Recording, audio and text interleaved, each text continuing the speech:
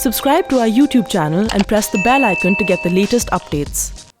Today's Cut the Clutter looks at some interesting turning points in our larger foreign policy picture and also two important foreigners. In fact, two very important and very old Americans, one of whom passed away this week and the other passed by Delhi. You can guess which two these are. These are Professor Steve Cohen and Henry Kissinger. So, on the foreign policy front, you've seen three distinct but linked things, and I will tell you what the link is. And these are all far apart even geographically. So, one, you've had these European, mostly right-wing or ultra-right, if you might say, but MPs, elected MPs from European Parliament, going to Kashmir on what is supposed to be an unofficial or informal visit organized by some obscure NGO. In fact, it's Women's Economic and Social Think Tank, as imaginative as that. So obviously, they've been brought in as part of a process or maybe what might be called an operation to be taken to Kashmir Valley, Srinagar, as the first foreigners to be conducted there after August 5. Remember, the foreign press is able to cover Kashmir, but its its expatriate correspondents can't go there. Indians working on it for it can go there. So these are the first foreigners being taken to Kashmir Valley. Right wing, very right wing, and generally I would say India supporters, many Islamophobes, there is no doubt about that, but elected MPs nevertheless. That's one.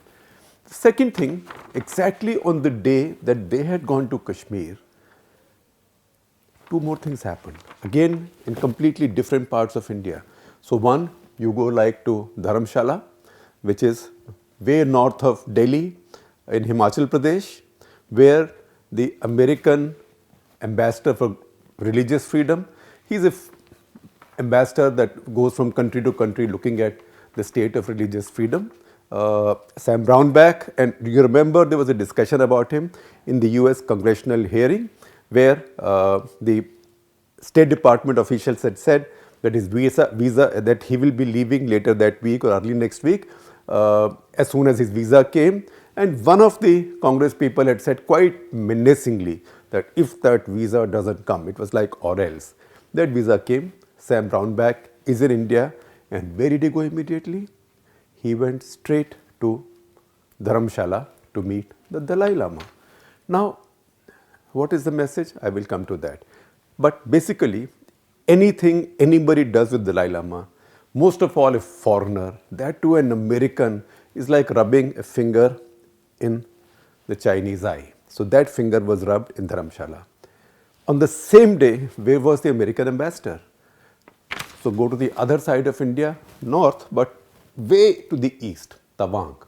Tawang is right on the right astride the China-India or Tibet-India border. This, most of all, is a place that China covets.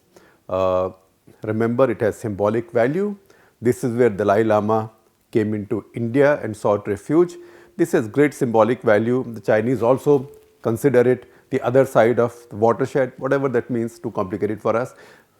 They even object if Indian leaders go to Tawang, and definitely they go apocalyptic if Dalai Lama goes to Tawang. In fact, the first time I met the Dalai Lama was in 1983 when he had gone to a place very close to Tawang called Tenzingao and was giving a discourse there. And even then, there were protests from the Chinese. So the American ambassador was there, and what was he doing? It was not a private visit, it was an official visit.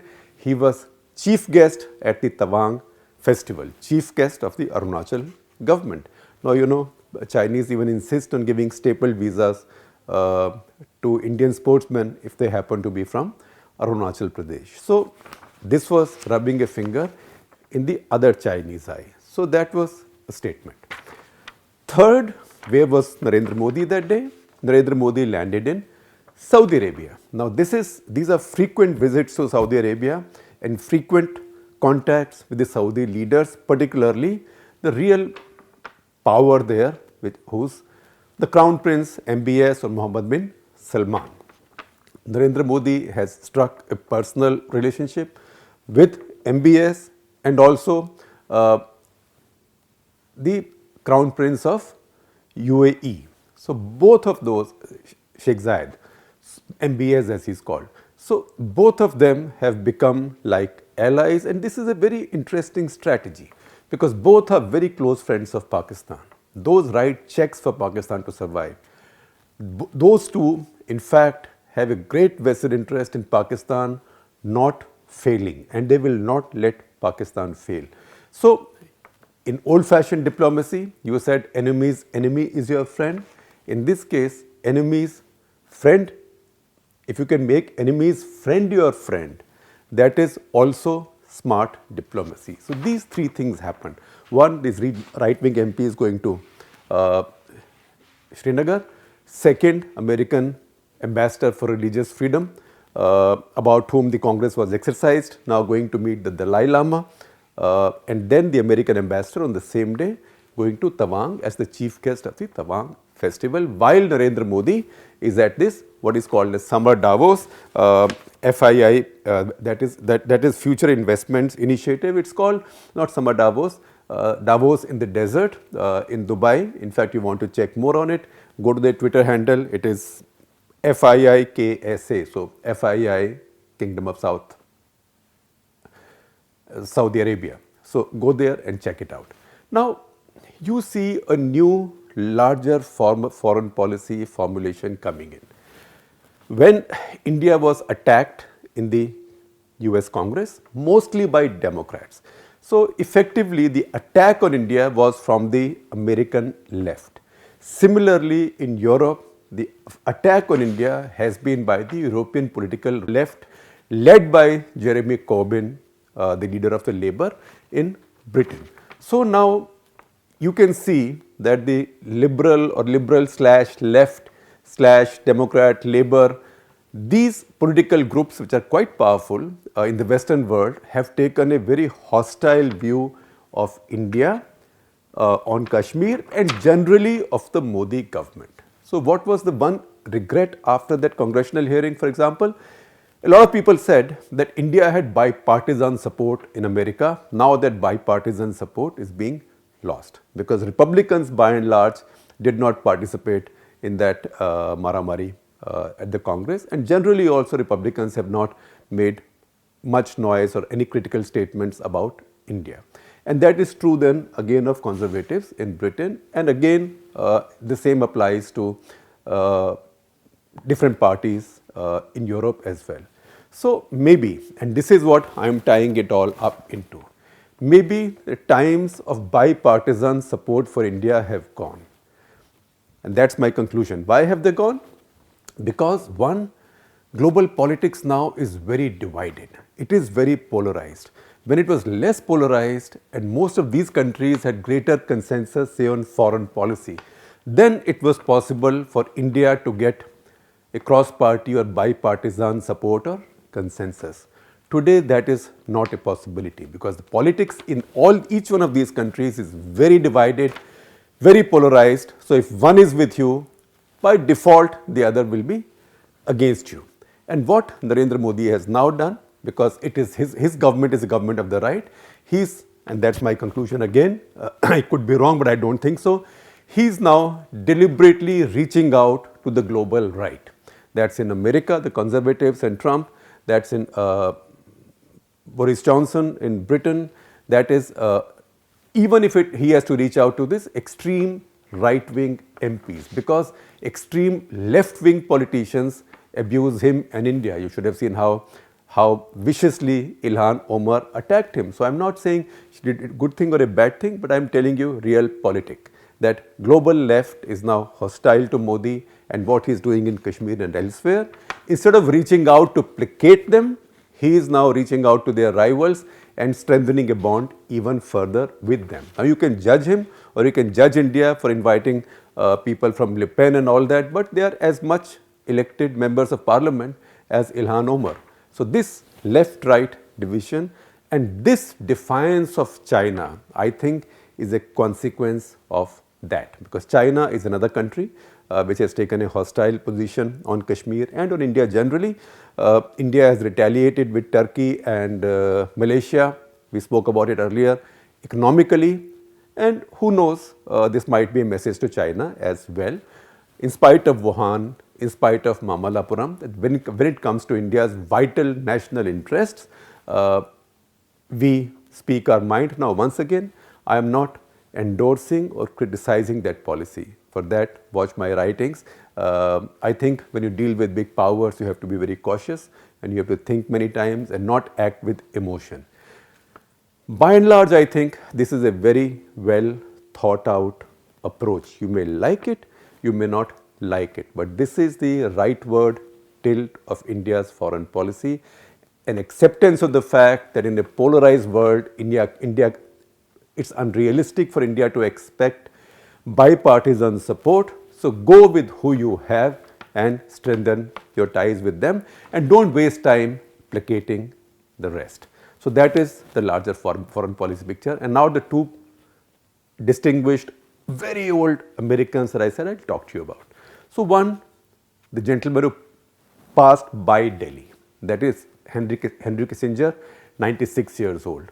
So when he came in, there was a famous picture of him, Condoleezza Rice, some of the others with Narendra Modi. And a lot of people said, oh, look at people who started so much conflict, posing together, etc., etc. And there was a lot of trolling of Modi government and Kissinger, saying that he's the man responsible for that infamous anti-India tilt in 1971.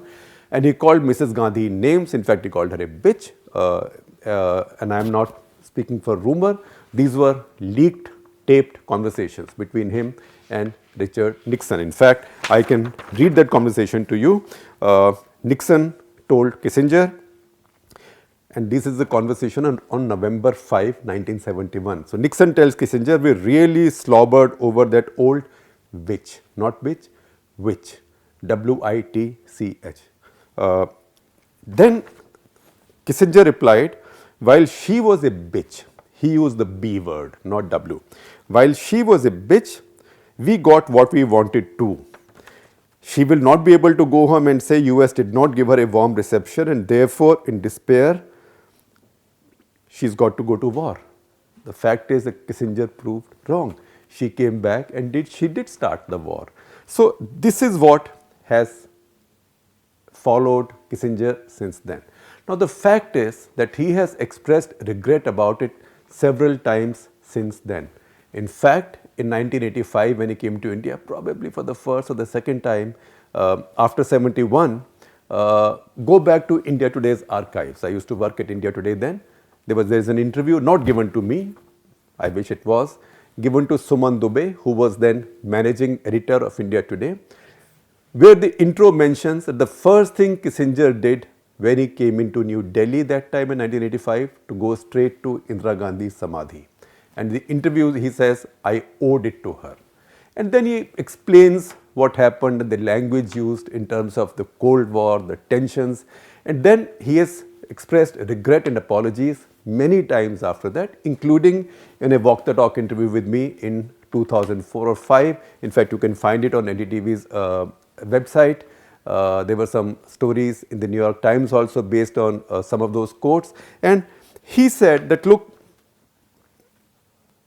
this has to be seen in the Cold War context. We were just letting off steam. And he says that which was very much Nixon language. And we were talking that kind of language because we were frustrated. Now, that doesn't mean they should have used that language, but the fact is that he has regretted this often enough, apologized for it often enough. In fact, even in my interview, she said, oh, finally you brought that tilt. And he explained the whole thing in detail. And for the past 30 years or so, he's been a very loyal and committed friend of India. That may be because commercial interests have shifted to this side, but that's also because India has grown and India has changed. So at this point, I would consider him a friend of India. So subah ka bula raat ko ghar aa jaye. If your adversary of yesterday, critic of yesterday becomes your supporter now, you should welcome them with open arms. That's what Modi did now. That's what Manmohan Singh had done earlier. And that's what every Indian leader has done in the last 30 years. So that is to put Kissinger into perspective. Although his crimes in 71 were not so much about India but about Bangladesh, because his consulate in Dhaka was sending cables saying terrible things are happening, genocide is happening. In fact, his consul general in Dhaka then was a man called Archer Blood. So his telegram, once he got really frustrated, and he and his colleagues sent a telegram which had a line. I am reading that line. They were letting off steam. It says, our government has failed to denounce the suppression of democracy. Our government has failed to denounce atrocities. Our government has evidenced what many would call moral bankruptcy. This telegram became very famous. Nobody took him seriously, obviously. These telegrams became very famous. Later, these came out in a book called The Blood Telegram. So if you wonder what is the Blood, that is Archer Blood, who was the Consul General. That's a book written by Gary Bass. Please do check it out. And then Kissinger had a colorful life after that. He negotiated the Vietnam peace deal in Paris peace talks. He and Lee Duc Tho, the Vietnamese negotiator, were given jointly the Nobel Prize. Lee Duc Tho refused to take it, saying that it's a bourgeois idea, and in any case peace has not yet come to Vietnam, because this only meant that the Americans were withdrawing.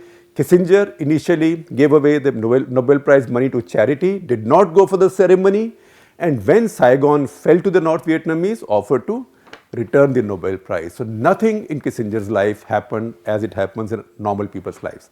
Now Steve Cohen, he passed away at 83 in America. He had a stroke a couple of years back. He was recovering a little bit. I met him about 2 years back. But he was really going downhill. I first was introduced to him, I think, end of 84 or early 85. I remember it because my reference is, I did not have a car yet. I bought my first car, a second-hand Fiat, from T.N. Nayanan, who is now the editorial chairman of Business Standard, in the summer of 1985. So Suman Dubey brought him to my working desk in India Today and said, Shekhar, Steve Cohen. Now we had all read Steve Cohen and we held him in awe, and because I used to cover defense and security, I had read his books.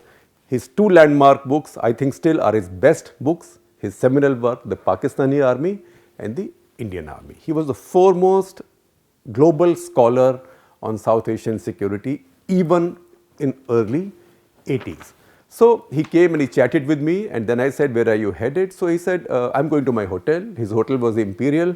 My office was in Connaught Place, so it's just about less than a kilometer down Janpath on my way home. So he said, can you drop me? I said, I have a motorbike. So he said, doesn't matter, I'll ride your motorbike. So I had a motorbike, not that well maintained, and those days Indian bikes were not of such great quality. It was an Enfield though, Enfield 200, red colored. So we started, and just before Imperial Hotel, maybe 300, 400 meters before that, in front of a petrol pump, the bike stopped. It stopped and I wasn't able to start it. So I said, Steve, I think at that point as a Professor Cohen, this is broken down, so I was rolling it to the petrol pump. He said, where are you taking it? I said, I'm taking it to the petrol pump to find a mechanic. He said, wait, hang on. So I stopped the motorbike. He bent down. He opened my spark plug out. He blew at it. He put it back. He rubbed it with something and then kicked the motorbike. It started. So I said, Professor Cohen, you must be an engineer. He said, no, I'm American. I know how to do things with my hands. From then on, we sort of became friends. We had a big generation gap. He was a big time professor. I was still a young reporter, but he took interest in me like he took interest in every young Indian journalist or scholar who showed curiosity and who showed the inclination to learn.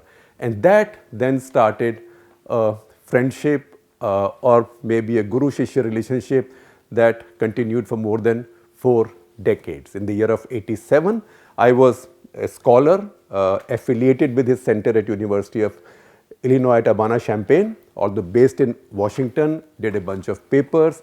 Once again later, He guided me to do another monograph for International Institute of Strategic Studies in London. You can see it behind me. It was a Delphi paper called India Redefines Its Role. And I was not unique. I was among literally scores of Indian, Pakistani and American scholars on South Asia who learned from Steve. Steve had a quality that great leaders and great teachers have. What is that quality? A big heart. Because only when you have a big heart, you can lead a team well. And only if you have a big heart, you can teach people who know less than you. Why? Because only if you are happy with people under you growing, maybe sometimes even bigger than you, I'm not saying any of us grew bigger than Steve, then you are a good teacher or a good leader. So Steve was one of those. I have many stories about Steve. A line that I use very often, that Pakistan's way of negotiating with the world is by putting the gun to its own head. That is Steve Cohen's line. It's one of the famous Cohenisms, and you can find it also in a walk the talk that I had recorded with him at India International Center in Delhi. But also there were other things he taught us. For example, anybody who worked with him, he barred all his students, wards, people like me who he helped, guided in many areas. He barred us. He banned the use of two expressions. What were these two? One was superpower, second was third world. And why did he ban these? He said because these are just mantras. Once you call a country a superpower, then your analysis stops there. Once you put a country in a basket called third world, your analysis freezes there. So treat each country on its own, then you can come at a better analysis. So once again, Steve, his 6 children, his many children-in-law and many grandchildren, his wife Roberta, Bobby as we called her, my condolences to all of them. We've all lost a great mentor and a guru. There are many, many, many, many stories about Steve Cohen, and if I started telling you even 1/10 of them, it will take a long time. So I'll save them, but I will tell you something about his first book, first landmark book. That is this, The Pakistan Army. Now, this is really a seminal work. I would say this is even more significant than his work on the Indian Army, simply because India is a much more open system, Pakistan isn't. But because he was held in high regard, and there's a little story there, juicy one, General Zia gave him access, full access to Pakistani army institutions, to Pakistani think tanks, to Pakistani generals, all ranks, and to himself. But when the book came out, this book, he banned it. So how come the man enabled Steve Cohen to do this wonderful book and then bans it? So Steve used to tell this story most juicily, and I wish you had heard it from him, but I will try my best. He said that on one of his visits to Pakistan, Zia invited him for dinner as usual, and Zia used to call him Professor Sahib. And he said, Professor Sahib, your book is the best thing I have read on Pakistan Army. It is so accurate and so wonderful. So he said, while I was eating my dinner, I said, then General Saab, if you love my book so much, why have you banned it? So he said, my country is not yet mature enough to read your book. So he said, why? What is the problem? He said, the rest of the book is fine. Only one passage is not right. And what was that passage? That's where Steve Cohen said, Pakistan is the finest army in the world that never won a war. Because Pakistanis had by that time built a myth that they won the 1965 war. That alone led to this book being banned, and I found my copy, my treasured copy of Pakistan Army, signed by Steve, and now you know that we met for the first time in April 1985 in Delhi. That's when he fixed the spark plug in my motorbike.